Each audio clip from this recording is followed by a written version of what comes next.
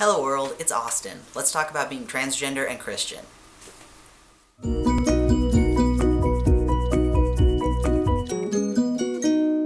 Some of you may remember last June when a transgender Latina woman interrupted President Obama's speech at the White House. We all know that woman now as Genesette Gutierrez, a trans woman who works for the rights of undocumented and detained trans folks. But at the time, not many people knew who she was, and fewer people knew what to make of her outburst. She was told to quiet down, and people tried to tell her that she was being rude by interrupting President Obama, but she kept speaking up for the 75 trans people who were in detention at that time.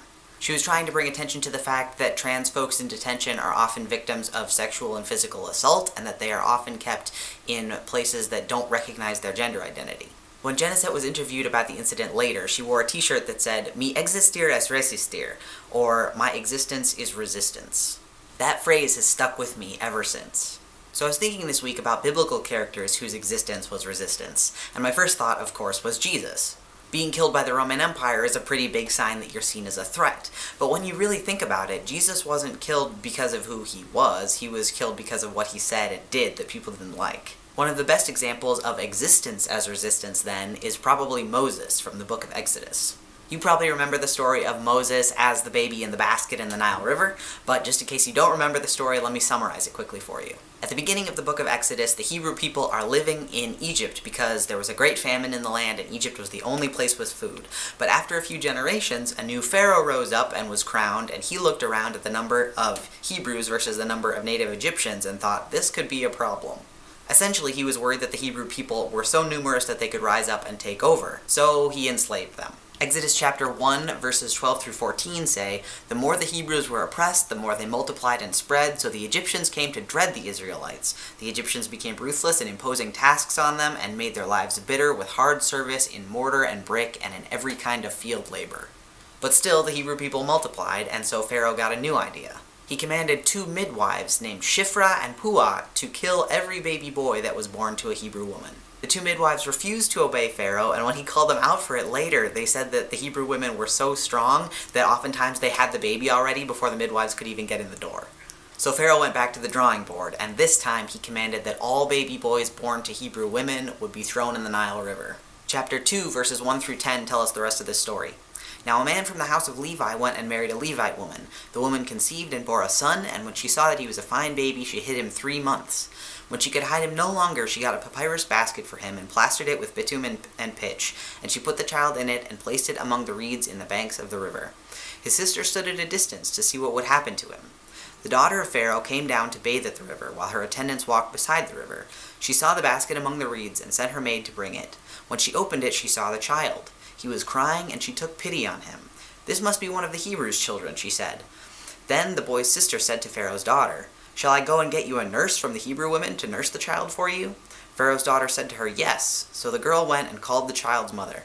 Pharaoh's daughter said to her, 'Take this child and nurse it for me, and I will give you your wages.' So the woman took the child and nursed it. When the child grew up, she brought him to Pharaoh's daughter, and she took him as her son. She named him Moses, because, she said, 'I drew him out of the water.'" So Moses and all these boy babies at the time were seen as a threat to the Egyptian empire. Their very existence was a threat to Pharaoh. The amount of fear that Pharaoh has in this story is almost palpable, and yet it's also kind of funny. Like, he's so scared to lose his empire that he's oppressing the people with the least amount of power. At least it would be funny if the effect of his fear was not slavery and murder. But then several incredibly brave women begin acting in resistance to fear and oppression. First, Shiphrah and Puah act in resistance by not obeying Pharaoh's orders, risking their lives. Then Moses' mother directly defies the law by protecting her son in any way she can. Then Moses' sister gets up the courage to walk up to the Egyptian princess and ask if she can help take care of this baby who isn't supposed to exist. The Egyptian princess herself not only takes this boy in, but pays his mother, a slave, to take care of him.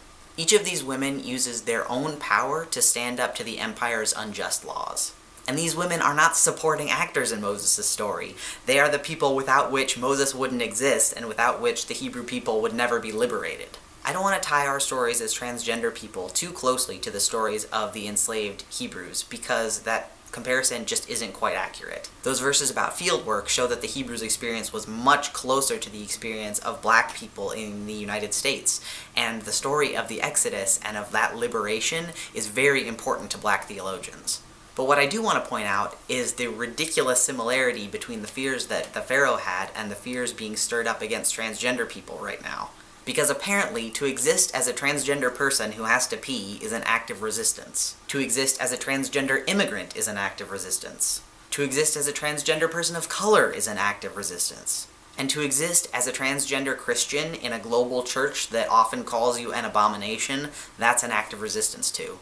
But the people who are trying to stir up fear and legislate oppression aren't gonna win now any more than they won in Egypt. There are people working against injustices now just like Moses' mother and sister did. Trans folks like Genesette Gutierrez and Tick Milan and Allison Robinson and Monica Roberts. We're not going to stop existing even if every state gets saddled with a bathroom bill. And we're not going to stop speaking even if people try to silence us. The women in Moses' story weren't doing what they did because they knew Moses would eventually save them. They were standing up against injustice because they knew it was the right thing to do.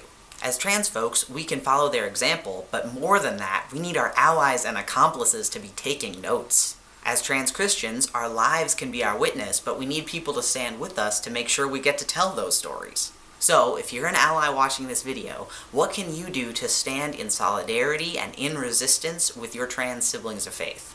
Maybe give Exodus 1 and 2 another read-through and see if you can find some good examples. Thanks for watching the video this week, everybody. This video actually comes at a good time because it is also Passover this week, and this is a story that is celebrated by our Jewish siblings in faith during this week. So it's great that we get to sort of celebrate this story and read this story together. Let me know if you have any thoughts or comments down in the comments below, and we will see you back here next Wednesday. Peace.